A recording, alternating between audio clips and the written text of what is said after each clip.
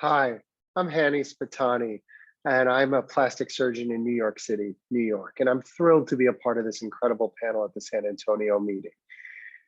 And today I'm going to be focusing on discussing and sharing with you options for reducing risk for lymphedema when axillary lymph node dissection or regional nodal XRT are needed.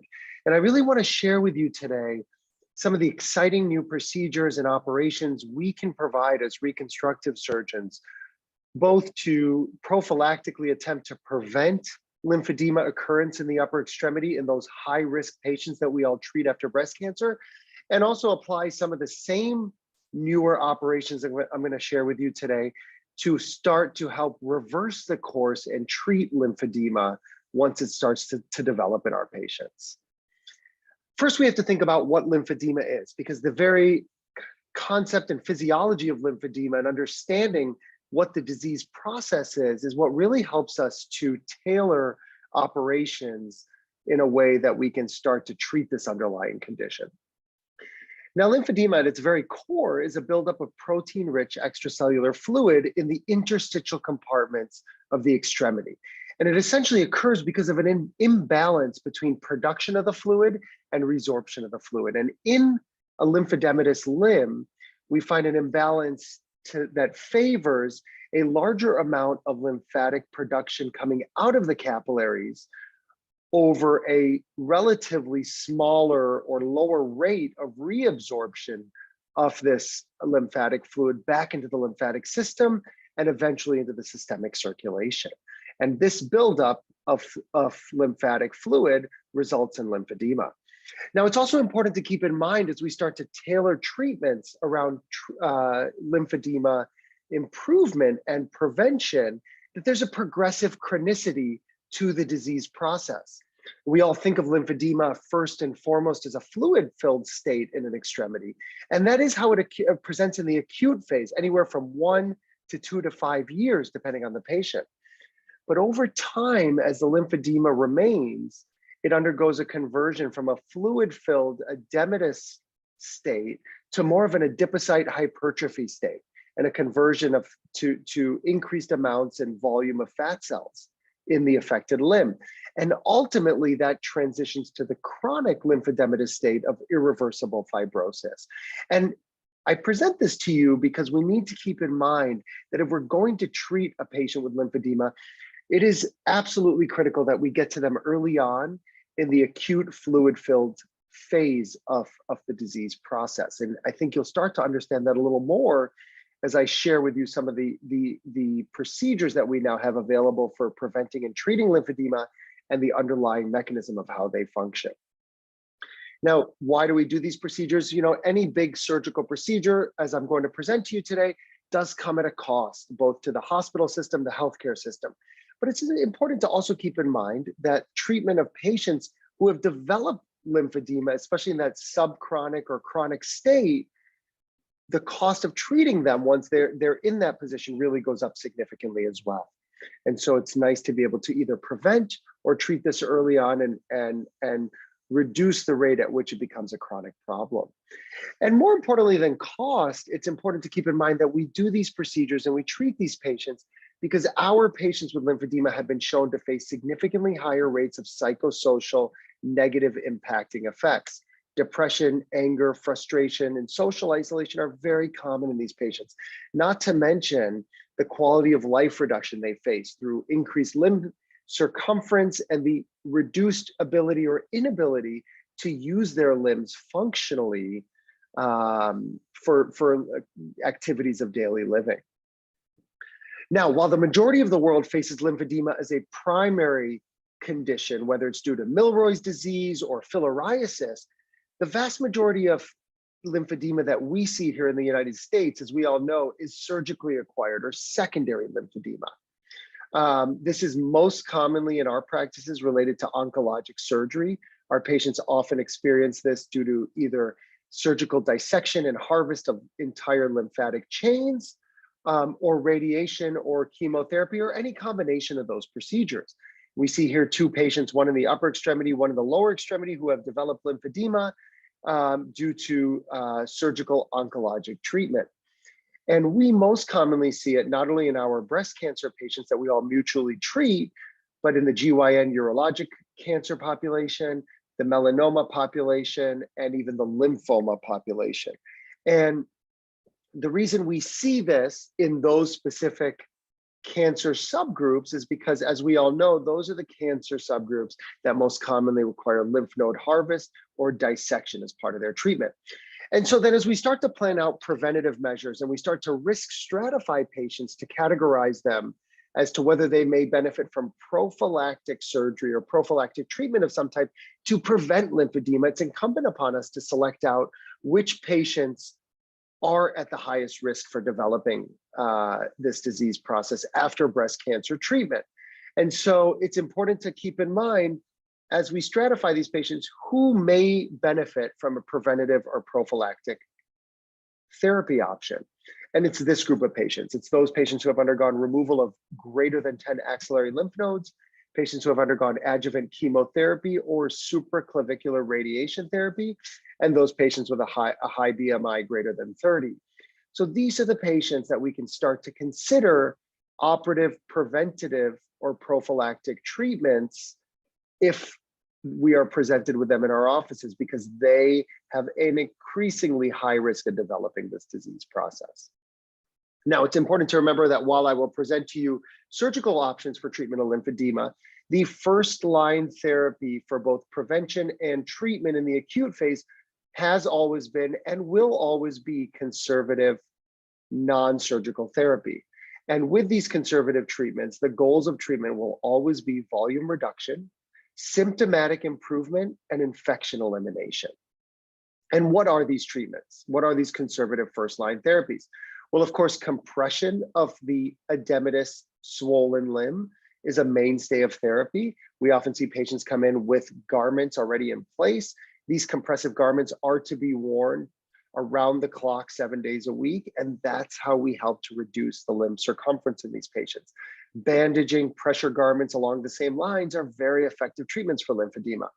Manual lymphatic drainage and manual lymphatic massage has become an increasingly utilized conservative treatment in the first line category for lymphedema. And we often see this help to mobilize fluid, soften scar tissue and fibrosis in the limbs, and really help to improve the overall disease state from a quality of life standpoint for patients. Similarly, exercise is highly beneficial for many of our patients, as are intermittent pneumatic compression devices. Now, it's also very important to remember that as we think about lymphedema treatment, one therapy that is often prescribed but is not a necessary or appropriate treatment for lymphedema is diuretic medications.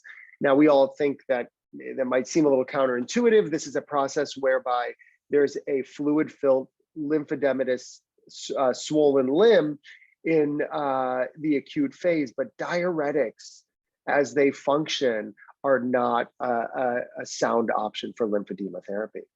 Now, when we start to classify the surgeries, the operations that we can use to both prevent and treat acute lymphedema, they generally fall into two categories. The first being the debulking or ablative category of procedures. These are the procedures that reduce the symptoms of lymphedema when they begin to present, specifically reduce the swollen, increased circumference nature of the limbs, but they don't treat the underlying physiology of the lymphedematous disease process. And these debulking procedures consist of liposuction and what we call the Charles procedure. Now, these are both used rarely at this stage, whereas they used to be very common. They're both now rare treatments for lymphedema from a surgical standpoint because we just have better surgical options, as I'll share with you momentarily. But it's important to understand from a historical perspective that both lymphedema and the Charles procedure, which was tangential, whole subcutaneous excision of an affected limb to remove all the interstitial compartments where fluid can collect, followed by skin grafting, was a mainstay of therapy. And it just goes to show how such a severe treatment would be used because this can be such a debilitating problem.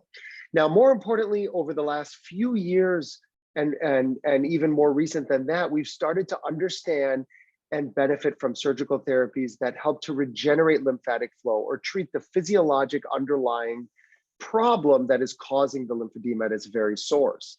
And these regenerative physiologic surgical treatments for both prevention and treatment of lymphedema consist of lymphatic bypass, lymphatic venular bypass, and vascularized lymph node transfer. Now, again, as I mentioned, just again to show how far we've come in our surgical therapies and to show how severe this disease process can be through the severity of historic treatments. The Charles procedure, as I mentioned, was a very involved radical surgical procedure where debulking was performed over an entire limb to remove all the subcutaneous tissue compartments through tangential excision of all affected skin and subcutaneous tissue, essentially de-skinning and defatting an entire limb to prevent the ability of lymphodematous fluid to collect in the interstitial compartments. And this is followed by skin grafting. This is obviously a very severe treatment that is very aggressive, and for those reasons is historically no longer used. Partly because it comes along with also, in addition to a subpar aesthetic outcome, a very high rate of both cellulitis and nerve damage and removal. Now, luckily, we now can harness the fact that we have the ability to perform microvascular anastomoses and microsurgical operations in helping us to develop more effective and less invasive physiologic treatments to treat the underlying source of the problem in the lymphodematous patient. And the first of these procedures is lymphovenous bypass. And this is a procedure where lymphatic vessels in the affected limbs are anastomosed in an end-to-end fashion, as you see here, directly, essentially bypassing their lymphatic route and plugging them in directly to small veins or venules in the same vicinity of the limb using microsurgical techniques. And this is really kind of a nice procedure because what it does is it takes an area of the lymphatic channel that's still working proximal to the site of lymphatic obstruction or blockage and allows it instead to reroute directly into a vein in the arm, in the surrounding area, and then eventually into the systemic circulation. So we start re-clearing the lymphodematous fluid immediately into the systemic circulation in the affected limb. And again, this is done at a site proximal to the area of obstruction where the lymphatic channels in that chain are still functioning to remove fluid from the limb. And again, this really needs to be done at that early acute fluid-filled stage of lymphedema prior to chronic fibrosis setting in, because that's when the fluid-filled edema predominates and what causes increased limb circumference. That edema can still theoretically be siphoned into the lymphatic channels downstream or proximal to the point of obstruction or lymph node removal. And then through rerouting these lymphatic channels into surrounding veins, that fluid can then continue on and be released into the systemic circulation and out the arm. And that's really critical. And the reason we require microvascular anastomoses and why we can now perform these procedures with our reconstructive microsurgery skills is that this often involves anastomosing lymphatic vessels to small veins as small as 0.2 millimeters, and more frequently somewhere in the 0.8 to 1 millimeter diameter. Again, this requires operative magnification and the ability to perform microvascular anastomoses. And this has really been significantly aided, as you see here on the right, by the improvement of imaging technology and techniques that you can use intraoperatively during the operation, as you see here, to map out the individual lymphatic channels and identify the points of strictures or blockages or leakage. And it's these indocyanine green-based angiography devices that really allow us to do this. And this is what it looks like in the operating room when a lymphatic channel takes up indocyanine green that's been injected in the dermis of the hand and then flows from distal towards the axilla. And then you can see here right there that starburst-like spread or splaying of the dye signifies the area where there's been a damage to the lymphatic channel and there's extravasation of fluid out into the interstitial compartment. And that is the source of lymphedema. So we then identify one of those discrete intact channels more proximal to that area, as you see here, And that is where we perform a lymphaticovenous bypass. The fluid is being taken up and it has yet to reach the point where lymphatic damage has occurred. And so we're essentially rerouting the fluid before it gets to this point right here, where we see again, that blush or starburst appearance of leaking lymphatic fluid. And once we've identified that proximal portion of the lymphatic channel, we then perform our lymphaticovenous bypass by using microsurgical procedures here under 12 times magnification to anastomose these lymphatic vessels directly to veins in end-to-end fashion. Here I'm performing this procedure with a 11-0 nylon suture, which is significantly smaller than the size of a single strand of human hair. And that's why the operative magnification at such a high intensity is required, to see these sutures and see the lumens of these vessels. And with simple sutures, usually 6 to 8 per anastomosis, we can create a free-flowing end-to-end anastomosis that allows for continued travel of lymphatic fluid. Once that anastomosis is complete, we can then inject isosulfan blue dye, once again into the dermis, and watch it be taken up by the lymphatic channel, flow across that newly created anastomosis into the vein, and dump out into the systemic circulation. And this is how we show the patency and the free-flowing nature of our lymphaticovenular anastomosis. And this is an example of a 54-year-old female who is still in that acute phase of lymphedema, despite being 5 years out from the initial incidence of her lymphedema following left breast cancer treatment with mastectomy and external beam radiation.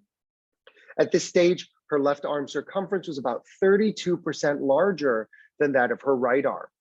She underwent 5 lymphaticovenous anastomotic bypasses, as I showed you, in that left upper extremity. And then at about 15 months later, her left arm was reduced to being only 12.6% larger than the circumference of her right arm. That's a relative reduction of 61% in the circumference of her lymphodematous left upper extremity over this time period of 15 months. And that shows why these physiologic operations, such as LVA bypass, are so highly beneficial and powerful. By rerouting lymphatic flow and allowing it to continue to flow out of the limb through the systemic circulation, we've reversed the effects of some of the lymphatic blockage. Now, it is important once again to stress that we need to catch these patients and perform these operations early on in that acute phase of lymphedema, while it's still very much a fluid-filled physiologic condition. And when we do that and we catch it at those early stages, again, we can get up to a 61% reduction at 12 to 15 months in arm circumference. Whereas, as you see here on the right, if we catch it later on at stage 3 or 4 and the chronic fibrotic phase of lymphedema, it's less effective to reroute the lymphatic flow, because at that point, it's almost gone beyond the point of no return. And again, it's important to remember that these are not instantaneous changes that we see coming out of the operating room, but it really takes 12 to 15 to 18 months to start to appreciate and benefit from the maximal effect of these physiologic procedures.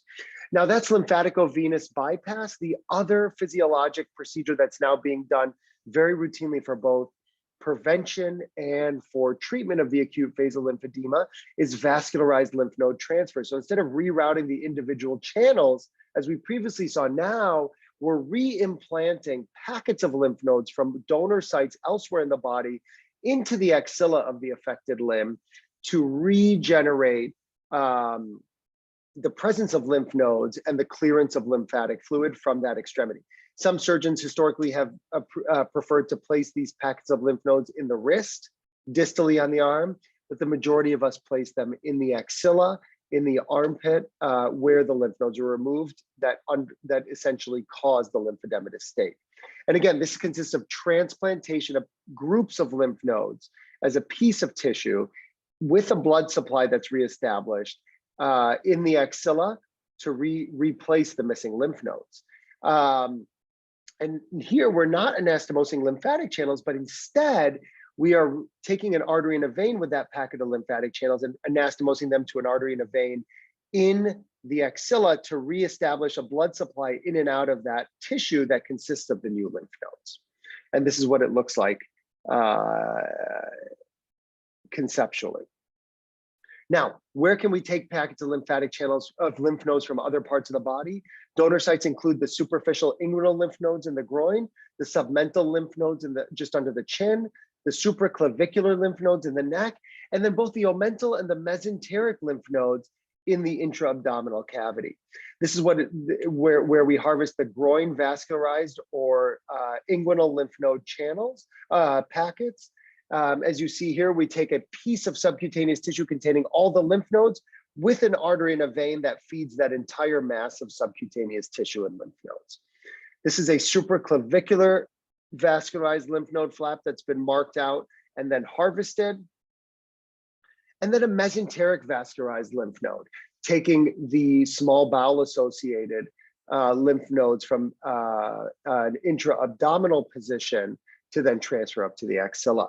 And so then the question becomes, we're placing packets of lymph nodes and revascularizing them in the axilla. How do these function to restore lymphatic flow and reestablish missing lymphatic channels? Now, there's a number of theories that we now know to be true. The principal theory as to how this functions is not through siphoning and suctioning of fluid into these lymphatic packets of lymph nodes, but instead, the presence of these newly vascularized lymph nodes in the axilla generates, through the release of cytokines and growth factors, a signal to reinitiate lymphatic vessel angiogenesis. So the development of new lymphatic channels as signaled by this new tissue that's been transplanted into the axilla. And again, this is due to cytokines from the transplanted flap that signal the process of lymphatic vessel angiogenesis and neo-production of lymphatic channels. And this helps to establish lymphatic connections between the lymphatics in the flap and those of the limbs. And so again, we're regenerating those channels where the more proximal lymphatic channels that are still flowing can now build new connections into this lymphatic lymph node flap, and then that fluid can be released into the venous circulation through the venous anastomosis we performed. And we now know that also VEGF-C is the growth factor responsible that's secreted and results in lymphangiogenesis. Now, the other secondary mechanisms of this from function include lymph node flaps that act as a pump that then leads to active removal of lymph node through negative pressure siphoning from the limb and returning it through the systemic circulation in the veins of the lymphatic node flaps. Also, the very surgical dissection of the axilla and preparation of the axilla to present one of these lymph node flaps into, which involves release of the scar tissue that's often radiated in the affected axilla during this dissection, helps to remobilize fluid and remove some of the scar tissue blockade that the patients experience. And this is followed by, of course, replacement with the vascularized, non-irradiated soft tissue lymph node flap. And then, of course, just introducing this immune system organ, which is what lymph nodes are, in its new location helps to reduce recurrent infections. Now, again, it's important to note that whether it's above the elbow or below the elbow, as you see here, vascularized lymph node transfer is highly effective at producing a mean of anywhere from 36 to 50% arm circumference reduction when it's performed in that acute lymphedema state. Now, it's also important to note that more newer options are being utilized in many situations, and the vascularized omental flap has become a favored procedure as well, because number one, there's no risk of donor site lymphedema. When we take groin lymph nodes, there is a theoretical, albeit very small risk through the use of reverse lymphatic mapping of inducing lower extremity lymphedema. We never want to induce donor site lymphedema to treat lymphedema in the upper extremity. And when you take the omentum, there's no risk of donor site lymphedema because this does not, there is not that dependence of any of the structures of the abdomen on this lymph node chain. It can also be harvested laparoscopically through less invasive techniques, and it offers us a significantly large volume of vascularized lymphatic organ to fill the radiated soft tissue cavities in the axilla. And then finally, I'm going to end by just pointing out the fact that, again, whether for prevention or for treatment, we can sometimes simultaneously perform combination procedures where microsurgical free flap breast reconstruction is performed for our breast cancer patients using lower abdominal tissue. And at the same time, the vascularized inguinal lymph node flap that I showed you is dissected out as a piece with the with the free flap for breast reconstruction. And this combines abdominal and groin flaps in one for both breast reconstruction and lymphedema treatment. And here's a DIEP flap for breast reconstruction on the lower abdomen that's been dissected with, as you see there on the right-hand side of the image, the superficial inguinal groin lymph nodes with their own individual artery and vein dissected. And they will be positioned when this is brought up to the chest and the breast in such a way that those lymph nodes fall into the axilla laterally and are anastomosed to most commonly the thoracodorsal artery and vein to reestablish their blood supply, while the DIEP free flap for breast reconstruction is revascularized through its anastomosis to the internal mammary artery and vein. And this involves, once again, harvesting all of this tissue as a single piece, and then performing two sets of anastomoses, one in the axilla for the lymph nodes and one in the internal mammary chain for the subcutaneous breast reconstruction. This is an example of a patient who's undergone simultaneous microsurgical free flap breast reconstruction and vascularized lymph node transfer 14 years after her initial treatment and development of lymphedema following mastectomy and radiation therapy. And she has chronic recurrent cellulitis, still on daily antibiotic treatment. 3 years after her breast reconstruction and simultaneous lymph node transfer to the axilla, she has a reduction of about 1.3 centimeters in the arm circumference and 3.2 centimeters in the hand circumference. She now has significantly improved quality of life, improved utilization of that upper limb, and she was also, equally importantly, able to permanently discontinue the oral antibiotics she was on. And so these are just some of the exciting physiologic surgical procedures that we can now, over recent years, offer our breast cancer and lymphedema patients in both the preventative measure through certain clinical trials to help prevent lymphedema development in those patients who we've stratified as extremely high risk for this disease, or for the treatment of patients with established lymphedema in that acute fluid-filled state. So I want to thank you again for your attention and for being involved in this incredible meeting and this wonderful panel. This is my contact information. Please feel free to reach out to me, and certainly visit when you're in New York and come visit our institution and see what we do. And again, I want to thank the organizers for allowing me to participate today. Thank you.